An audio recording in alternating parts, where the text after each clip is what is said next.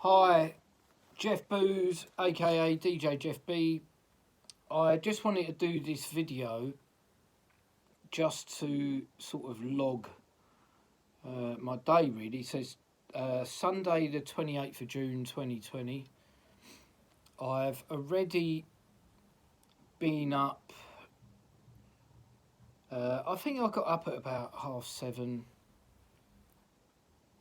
showered, done my exercising, done my 25 push-up challenge. I then done a video for a Facebook group, messing around cooking. I had my breakfast.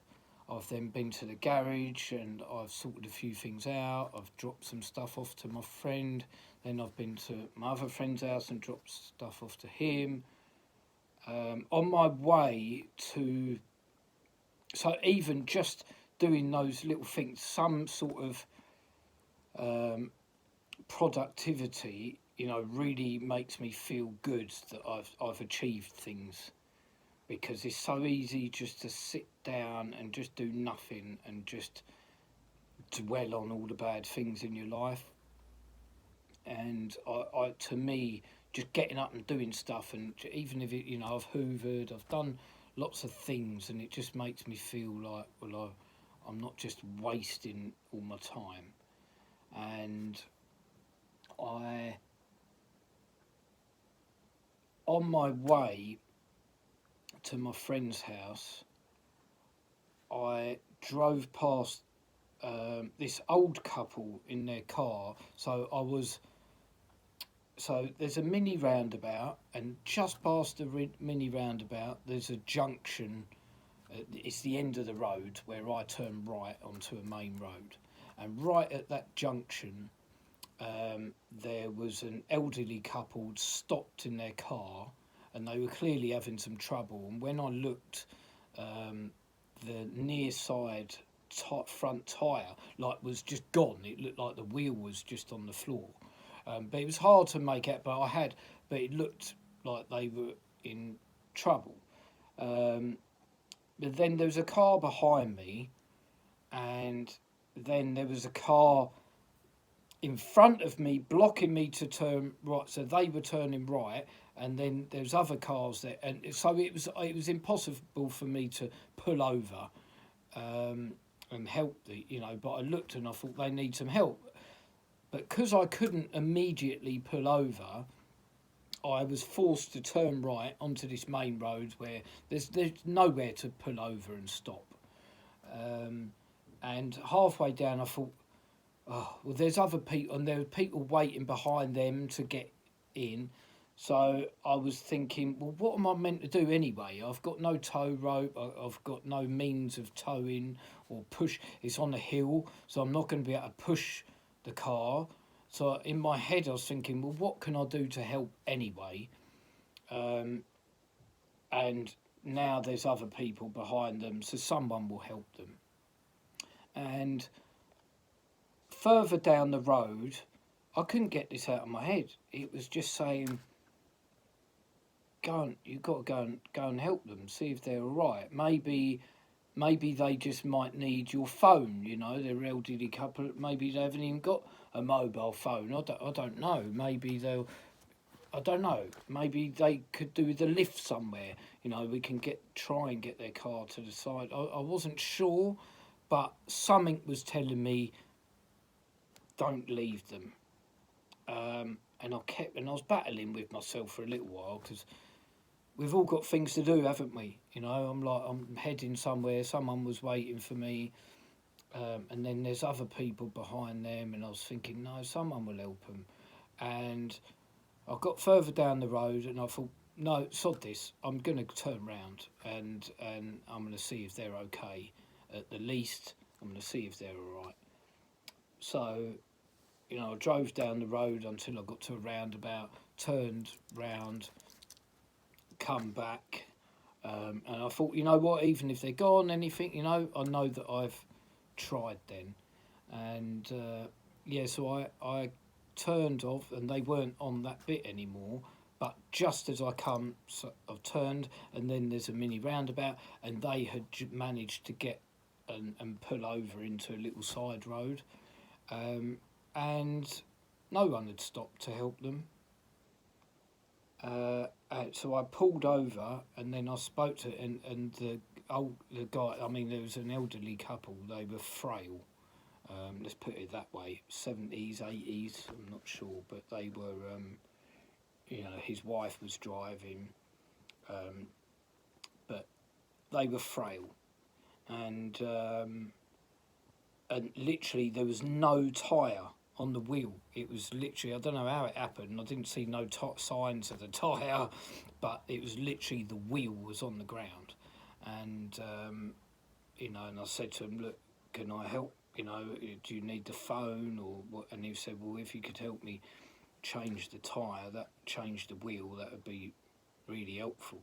So, and then it started raining, but I was good. I'm helping, so no problem. So he got the jack out and everything, and I jacked the car up, and I'm really, really happy that I made that decision to turn around and help them, because I really believe he would not have been able to get that wheel off. I struggled. When you've got I needed to push the wheel brace. I needed to jump up and down on it, because it was tough. And then when I undone all the nuts, the wheel wouldn't come off. It was just, I had to kick the wheel and really use all my strength to wobble it to get that wheel off, and that guy would not have been able to do it.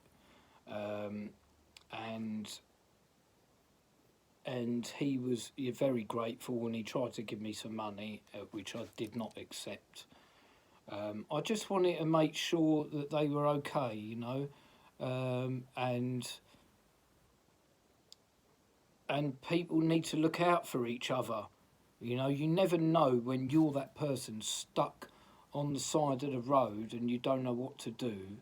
And and when I spoke to them, they were where were they heading for? Winchmore Hill. I was in South Mims. It's a good half an hour, 40 minutes away, and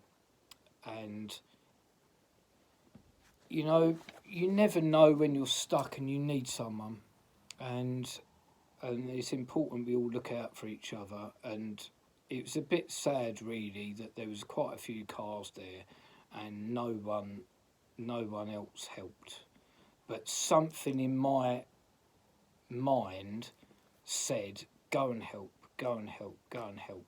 And the point of this story, and you know what, and I helped them, and they were grateful, and that was that.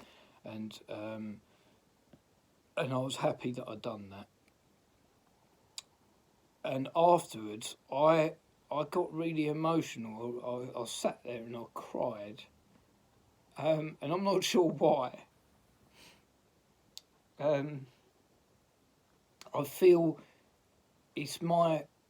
I'm here to help people, and that when I do something like that, that makes me feel like I've got some sort of purpose here, and I need to stay here, and I need to help people. And it's only a small thing. It's a small thing. Changing someone's tyre, changing someone's wheel, whoopee-doo, It's a small thing. But it took, half an hour out of my time.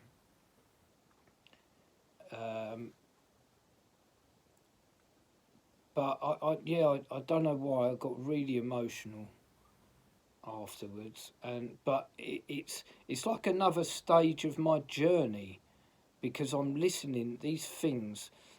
So like I say, my point to all this is that the reason I've become so strong, and I'm on this path, like I've been guided, and I really, really believe in this law of attraction, and I'm not sure if I believe in a God, or there's definitely something, definitely some power of the universe or something that that brings thoughts to your head. Because where do thoughts come? Someone else said this to me.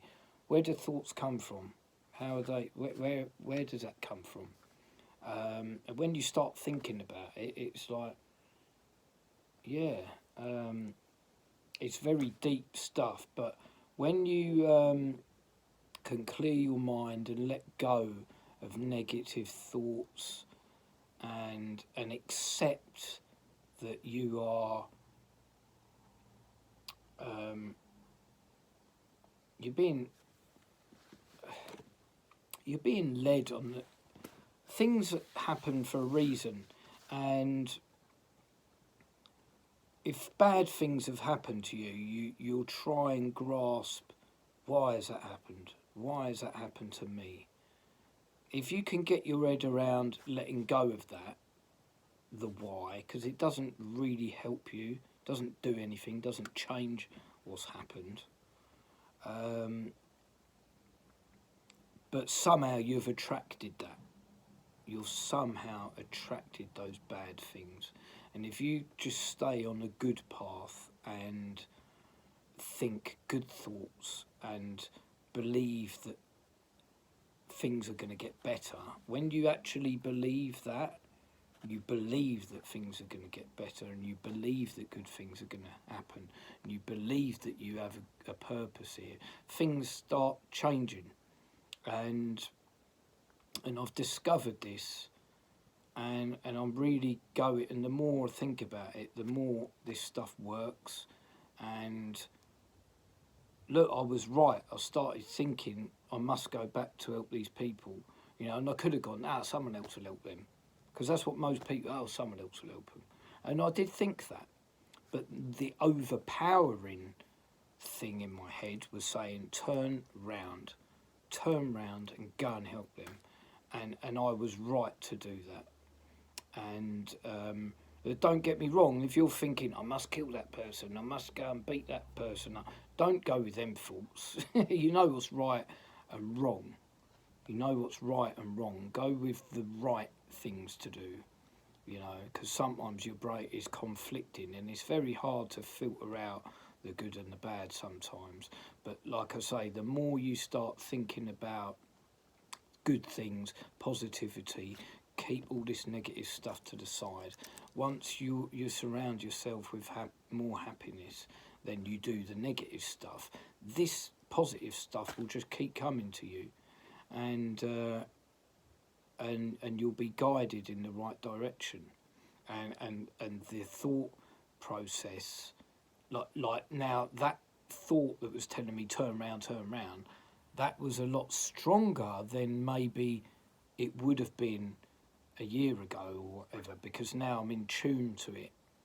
So whereas before I might have just gone with the someone else will deal with that, because that wouldn't have been so loud in my head. Whereas now it is really loud in my head. You bloody turn round, mate. Go and help them. And that is what I went with. And so, yeah, it's quite empowering when it's very deep, a lot of this stuff. But if you're going through some bad shit, when you get your head around these sort of things and you get in tune, it's life-changing. And it's a very emotional and rocky up and down road. But go with things. Go with your instincts, and you know what's right and wrong. And good things will happen if you let them. So anyway, babbling. But I just wanted to sort of make a log of this, because it's another significant thing for me in my many roads on my journey. So anyway, keep safe, be happy, peace.